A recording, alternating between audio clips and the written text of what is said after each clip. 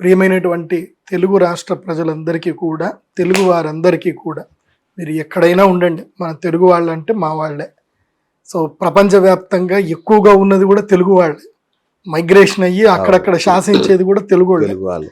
ఎక్కడైనా ఏదైనా ఫేమస్ అయింది అని అంటే అక్కడ మన ఆంధ్ర హోటల్ పక్కా ఉంటుంది.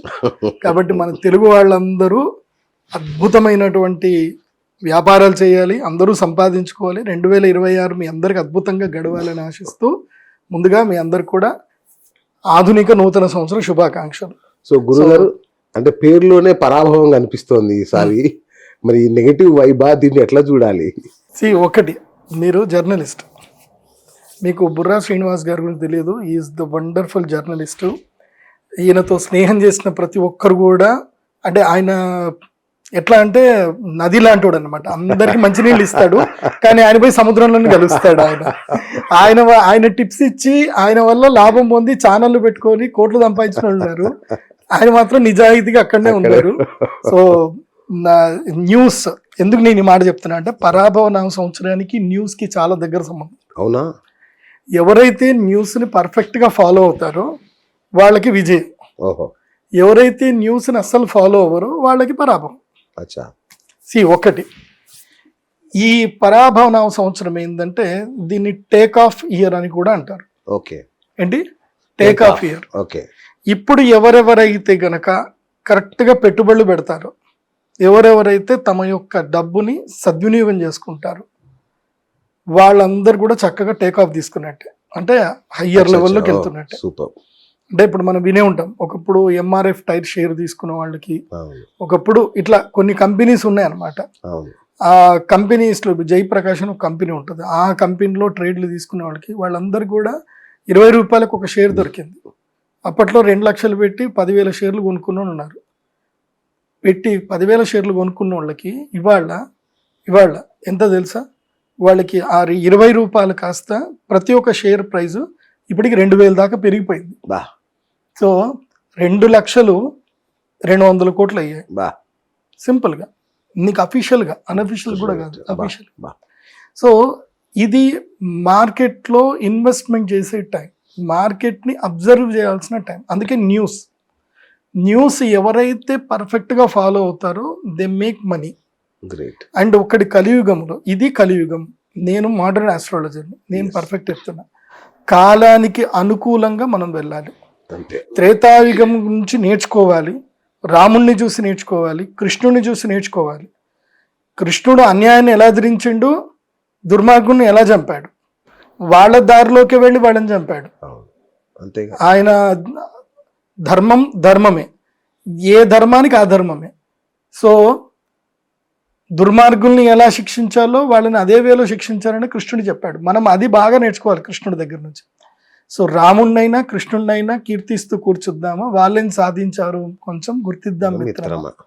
ఓకే, సో వాళ్ళు సాధించింది గుర్తించండి, రాముణ్ణి కృష్ణుడిని ఆరాధించండి, కానీ వాళ్ళు లోక కళ్యాణం కోసం వాళ్ళ జీవితంలో ఎంత అద్భుతాలు చేశారు. అట్లాగే మీరు కూడా మీ జీవితంలో అద్భుతాలు చేయాలంటే న్యూస్ని పర్ఫెక్ట్గా ఫాలో అవ్వాలి. ఓకే, మెయిన్గా మార్కెట్ని చక్కగా ఫాలో అవ్వండి. ఈ సంవత్సరం ఎవరైతే మార్కెట్ని ఫాలో అవుతారో వాళ్ళు ఎక్కువ డబ్బు సంపాదించుకుంటారు. డబ్బు సంపాదించిన వాడే కలియుగంలో శాసించగలుగుతాడు. కలియుగంలో నీ దగ్గర డబ్బు ఉంటే నువ్వు అధికారాన్ని కైవసం చేసుకోవచ్చు. నీ మీద 78 కేసులు ఉన్నా సరే నిన్ను ఎవ్వరూ ఏం చేయలేరు. ఒక 100 కేసులు ఉన్నా నిన్ను ఎవరు ఏం చేయలేరు. నీ దగ్గర డబ్బు ఉంటే నువ్వు అధికారాన్ని కొనుక్కోవచ్చు, ప్రజల అభిమానాన్ని నువ్వు కొనుక్కోవచ్చు, నువ్వు డబ్బును పంచవచ్చు, డబ్బును పెంచవచ్చు, అధికారాన్ని కొనవచ్చు, అధికారాన్ని వాడుకోవచ్చు, చట్టాలను నువ్వు క్రియేట్ కూడా చేయవచ్చు. కరెక్ట్. సో భవిష్యత్తు అంతా కూడా డబ్బుదే. మనీ స్పీక్ ఎవ్రీవేర్ ఇన్ కలియుగ, not in Tretayuga, not in Dwaparayuga. ఎందుకోసం అంటే కలియుగానికి అధిపతి ఎవరు అంటే కలి ఎప్పుడైతే ఎంటర్ అవుతాడో అక్కడి నుంచి రోగాలు స్టార్ట్ అవుతుంది. పంచగ్రహ కూటమి, షష్టగ్రహ కూటమి ఏర్పడింది 2019 డిసెంబర్లో. షష్టగ్రహ కూటమి ఏర్పడింది. అప్పుడు నేను చెప్పాను, ఇకపై పరిస్థితులు బాగా ఉండవు, అద్భుతమైన ప్రళయాలు వస్తాయి, మనుషులు చనిపోతారు అని చెప్పాను. రోగం వచ్చింది, కరోనా 2019, 2020 ఎంతవరకు లేపేయాలో అంత లేపేసి. కానీ 2020 తర్వాత మీరు అబ్జర్వేషన్ చేస్తే బంగారం వాల్యూ కానీ కరెన్సీ వాల్యూ కానీ దబా దబా దబా దబా పెరుగుతానే ఉంది. అసలు 2000 కరోనా వచ్చిన తర్వాత బంగారం ధరలు చూడండి, వెండి ధరలు చూడండి, డ్రాస్టిక్ గా పెరిగేది. అవును. నాకు ఇప్పటికీ గుర్తుంది, నేను 45,000కి తులం బంగారం కొన్నది గుర్తుంది నాకు. ఏది కోవిడ్ తర్వాత 2022లో కొన్నది నాకు గుర్తుంది. ఇప్పుడు ఎంత అయిపోయింది? 1,40,000 అయిపోయింది. అంటే 40,000కి తులం బంగారం కొన్న వ్యక్తికి ₹1,00,000 లాభం ఇప్పుడు. సో అందుకే చెప్తున్నాను, ఈ రాశి ఫలాలు ఇది 2026 ఏదైతే పరాభవనం సంవత్సరం చెప్తున్నానో, ఇది అందరూ జాగ్రత్తగా వినడమే కాదు, నోట్స్ రాసుకోండి, ఫాలో అప్ అవ్వండి. అండ్ జర్నలిస్టులు ఎవరైతే గనక, ఇప్పుడు బుర్రా శ్రీనివాస్ గారు ఈనాడు జర్నలిజం స్కూల్ నుంచి వచ్చారు, ఆయన వీరు కానీ, ఇంకా మా అన్నయ్య ఉన్నాడు నమస్తే తెలంగాణ సతీష్ గారు అని చెప్పి. సో వీళ్ళందరూ ది బెస్ట్ జర్నలిస్టులు. కొంతమంది న్యూస్ లో కొన్ని ప్రియారిటీ రాస్తారు.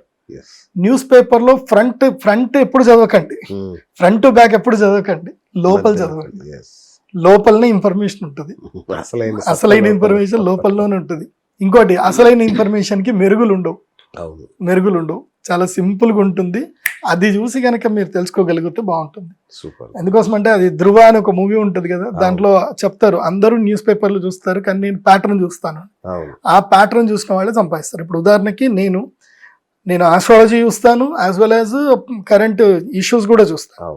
నేను ఆస్ట్రాలజీలో ముందే ప్రెడిక్ట్ చేశాను. నేను ఏమని, ఫ్యూచర్ కరెన్సీ మారుతుంది. ఇప్పుడు 2026 కూడా అంతే, కరెన్సీ థియరీ మొత్తం మారిపోతుంది.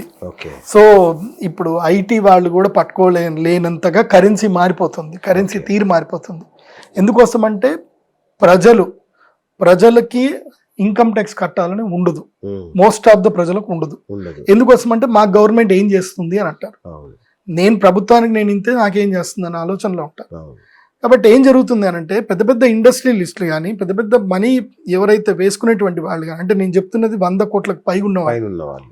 సో మినిమం 10 కోట్ల నుంచి 100 కోట్లకు పైగా నేను వాళ్ళకే అపాయింట్మెంట్లు ఎక్కువ ఇస్తాను. నా అపాయింట్మెంట్స్ అన్ని వాళ్ళకే ఉంటాయి ఎక్కువ. సో వాళ్ళు పరాణం నాకు ఇంత ఇస్తారు, వాళ్ళు మాతో డిస్కస్ చేస్తూ ఉంటారు. కాబట్టి నేను వాళ్ళందరూ చూస్తున్నా కాబట్టి చెప్తున్నాను, కరెన్సీ థియరీ మారిపోతుంది. సో బంగారము వెండి ధరలు ఆకాశాన్ని అంటుతాయి. ఈ సంవత్సరము బంగారం పూర్తిగా వచ్చేసరికి, మీరు దీపావళి ఒక సమయానికి వెళ్ళేసరికి 1,85,000 సూచికి బంగారం వెళ్ళిపోతుంది. ఇది ఒక తులం బంగారం, 10 గ్రాముల బంగారానికి. వెండి బంగారంకి దాదాపుగా దగ్గరైపోతుంది.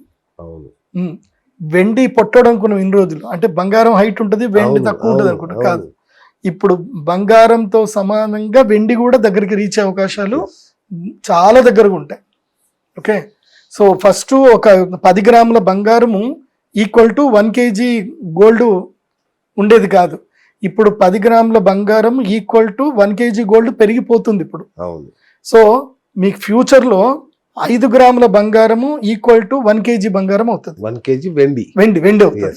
5 గ్రాముల బంగారము 1 kg వెండి, ఆ రేషియోకి వెళ్ళిపోతుంది. ముందు 10 గ్రాముల దాకా ఉంటుండే, ఇప్పుడు అది లేదు ఇంకా. బంగారం కేజీలుగా, వెండి కేజీలుగా పెరిగిపోతుంది. సో బంగారము వెండిని ఎంత దాచుకుంటే మీకు అంత మంచిది, ఎంత దాంట్లో పెట్టుబడి పెట్టాలి. ఇంకోటి చాలా మంది ఏమనుకుంటారంటే, బంగారం వెండి పెట్టుబడులు అంటే సిల్వర్ షాప్కి వెళ్ళి కొనుక్కుందాం అనుకుంటారు. అది పొరపాటు. అది నీకు లిక్విడ్ క్యాష్ కిందకి రాదు, అది నీకు లిక్విడ్ అసెట్ కిందకి రాదు, అది నాన్ మూవబుల్ అసెట్ కిందకి వస్తుంది. సో మూవబుల్ అసెట్ అంటే ఏంటంటే లిక్విడిటీ. నువ్వు ఎప్పటికంటే అప్పుడు నువ్వు క్యాష్ కిందకి మార్చుకోగలగాలి. ఇప్పుడు నువ్వు ఇల్లు కొనుక్కోవాలి, ఇప్పుడు ల్యాండ్ కొనుక్కున్నారు, ఆ ల్యాండ్కి రేట్ రావాలి, నువ్వు అన్న రేట్ చెప్పాలి, ఆ కొనవాడు రావాలి, అప్పుడు నీకు వాల్యుబుల్. కాబట్టి పరాభవన సంవత్సరం మనం ఆలోచించాల్సింది ఏంటంటే కరెన్సీ.